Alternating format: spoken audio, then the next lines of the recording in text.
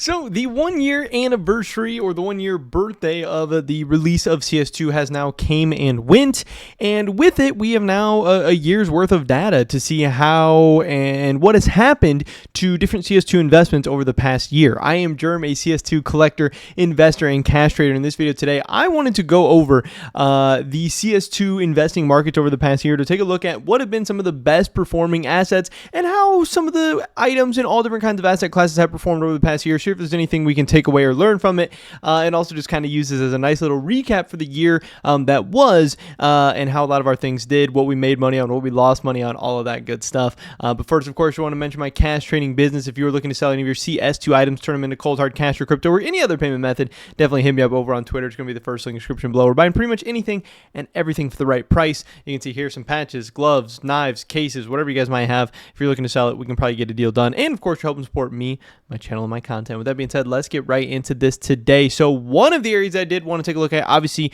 rare cases. They are my favorite investment. They are my number one investment. They just make so much sense. Cases in general just make so much sense as an investment. Obviously, rare cases are only being dropped so often. They're being opened when the game is popping in absolutely massive numbers. The supplies are diminishing. People love to open cases. I do think that generally over time case prices will go up, and I think that is a very, very, very safe bet. Now, our case is always going to have the 100, 200, 300% upside, a year or something like that. No, not necessarily, but I think they're going to give you very, very consistent growth. And this was not an insane year for cases. Most of the cases we've seen have had very modest growth, at least modest by, CS2 standards, and some of the cases are even down over the past year. Partly that's because, obviously, a year ago, we had some CS2 hype and craziness and all that stuff building up, and case prices were absolutely exploding because people thought we were going to have so many new players in CS2, and cases were just going to be getting ripped through and all that stuff. So this was kind of a weirder year for cases, but still, the glove case, honestly, I don't know if this was the case that had the absolute best growth. It definitely was one of the best growth cases. If there's some other case out there that outperformed it, definitely let me know. But the glove case did have a 40% gain in the past year, again, since the release of CS2. Obviously, the OG gloves people do really love. There's a ton of cool ones. They have a ton of value. So opening up the glove case can get you some really, really awesome bangers, some very expensive gloves. So I think this will always be a cool and iconic case. Obviously, it's a little bit more on the expensive end, and generally people try and stay away from those more expensive cases. But again, this one outperformed a lot of those cases in the cheaper price regions, and even in that medium price region as well. There were definitely some other cases that did okay this year, but like I said, a lot of cases were very flat. A lot of cases were even down this year. I do think that just gives you an opportunity to continue to buy at a pretty decent, pretty competitive prices. And again, considering some of the top cases were only up like 40% this year. But still, you'd love 40% gains in a year. 40% gains in a year is an absolutely insane return on investment. And yeah, I do think gloves or cases, and even the glove case, are just going to consistently keep getting you those returns over time. And I think they're overall a pretty safe place to put your money. As far as skins went, we did see a ton of collection skins performing very, very well. Again, there's just so many collection skins out there. It would be almost impossible to know which ones did crazy. But just for an example, the MP9 Army Machine in the Control collection, which I do believe trades up to the blue phosphor and some skins like that, did 42% in the past year. So a ton of collection skins did have very, very good years this year. Obviously, we didn't get any new collections or anything like that. We did get the new case with the kilowatt case, but without any, new competition or anything like that. There's no real other places to put your money, so people are still doing trade-ups. People are still, investing in collection skins, and collection skins have generally gone up over time. A lot of collection skins doing very well. Again, 42%. It's not insane. It's a little bit modest by CS2 standards, whatever. I know people want to get the 100x to 200x to 300x, whatever, but MP9 Army Machines and a lot of other collection skins did very well. As far as play skins, definitely not the most exciting year. Obviously, like I said, a year ago, many people hoped and thought that the player base would be exploding by now and that play skins would just skyrocket in price, but that didn't necessarily happen. We have stuff like the Op Asimov, one of my favorite skins in the game, down 1.5%.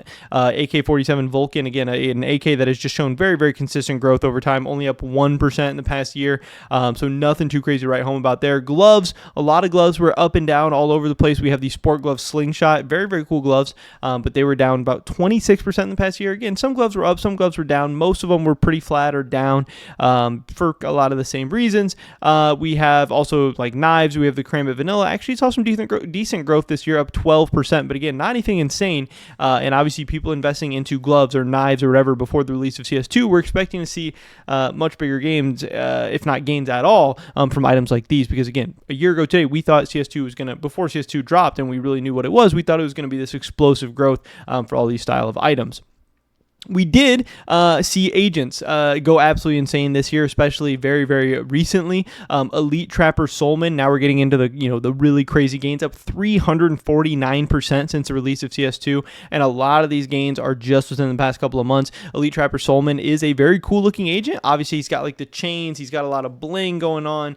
His shirt is pretty cool and interesting. This is an agent that I have said stands out in a good way for a long time, because you want agents that are different. You don't want agents that look like default play skins or anything like that. You want agents that are going to be different, because those ones are still going to hold value and still going to hold genuine demand, even when eventually new agents do come out. If they do come out in some kind of operation or something like that, Elite Trapper Solman stands out in a very, very cool way, and the markets have rewarded that. It took a long time, but again, you eventually saw these like 349% gains. You also have B Squadron Officer with a little bit less, or is that even actually more gains? I guess I thought it was less for some reason, but B Squadron Officer SAS seeing 379% gains in this year. I think some people say, like, since he's so dark and black and stuff, you can hide him in the shadows, and maybe it's some kind of competitive advantage. I don't know. I don't really care, but whatever. This thing has seen the gains kind of came a little bit earlier than Elite Trapper Solman, but still, again, you're in that 300, almost 400% gains for numerous agents. A lot of agents seeing 100, 200, 300, 400% gains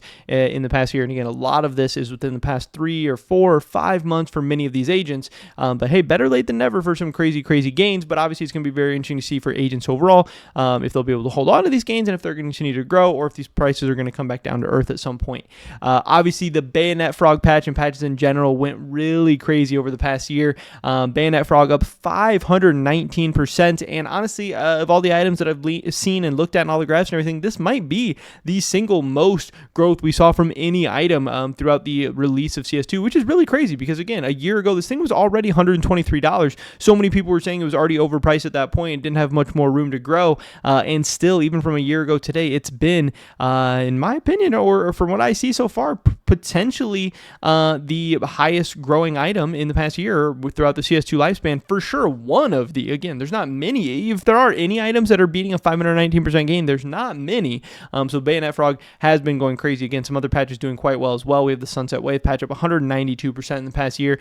We even have some of the skill group patches, like the Metal Silver Demon, up 198% in the past year. So many patches have done very well. CS2 and the past year has also mostly killed the major sticker market, the borderless sticker market. We do have Paris Contender sticker capsule down 59%, but also two of the most hyped previous sticker capsules, the Stockholm Contenders capsule being one of them, down 54% in the past year, and the Antwerp Legends, again with that Cloud9 Antwerp being a very, very cool sticker, and from Stockholm Contenders having Entropic and Tai Lu and a bunch of other really cool stickers.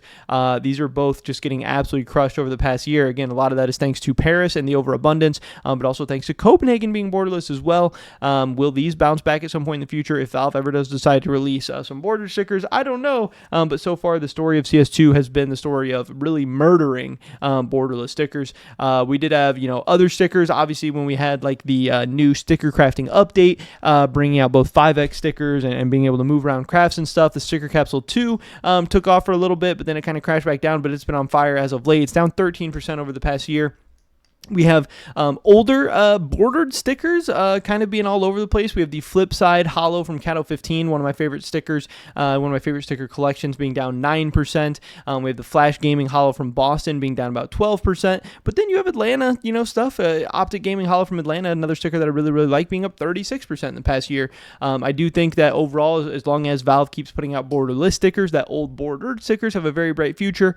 We'll have to wait and see what happens there. Seems like they're a little all over the place and a little crazy, but also if we get some new skins, it could increase crafting and could increase the value of some of these stickers as well. Like I said, a ton of stickers did very well this year, or did kind of all over the place. When that new crafting update came out, the Baby Howl went insane, and then it's kind of come back down to earth. I think crafting overall as a whole has kind of cooled down a little bit, and then you have like the Great Wave Foil again, or Operation Riptide stickers that again saw this huge boom, but have since kind of come back down to earth, but still 77% gains throughout CS2 lifespan for the Great Wave Foil. So Tons of items all over the place. Again, so far it does seem to me like the best CS2 investment so far has been that Bayonet Frog patch so far through 1 year of CS2. But what's it going to be going forward in the future? Patches went crazy. Agents went crazy. Some stickers went crazy. Cases have been solid. Again, my bet going forward in the future would definitely be cases, giving you the most consistent returns, but maybe not the most explosive. I still think patches are a very, very interesting thing, and I also think that bordered stickers and even some collection skins as well are going to be very, very solid holds into the foreseeable future. But yeah, what are we going to be talking about a year from today? I don't know. We'll have to wait and see. But hopefully catch you guys in the next one. Until then, peace.